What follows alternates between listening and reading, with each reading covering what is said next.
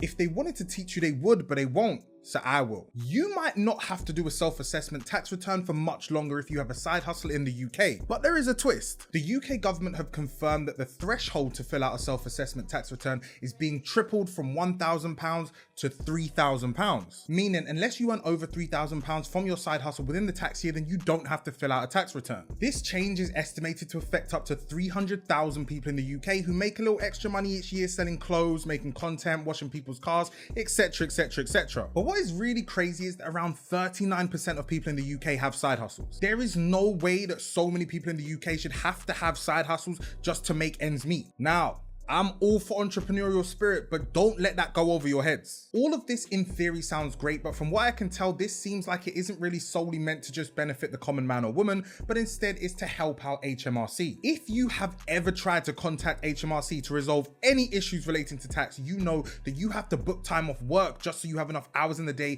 to wait on hold just for them to tell you that there's nothing that they can do. With over 12 million people submitting self-assessments in 2025, the truth of the matter is they just can't hack it anymore. So they're basically letting a few more people off the hook. But do not be fooled. This change doesn't mean you're going to be paying less tax. As you should know, everyone gets a trading allowance every year, which is £1,000 that you can earn tax-free outside of your normal gainful employment. You will still have to pay tax on any earnings over £1,000. However, instead of reporting your income through self-assessment, you're going to pay any taxes you owe through a new online service. Now, the timelines for this change is kind of vague, and all we know is that it's going to happen between now and the end of the current parliament, which is in 2029. So your guess is as good as mine. My question to you though is, do you think this actually is a benefit to those with side hustles, or should they just increase the trading allowance to 3,000 and let people eat? Let me know in the comments.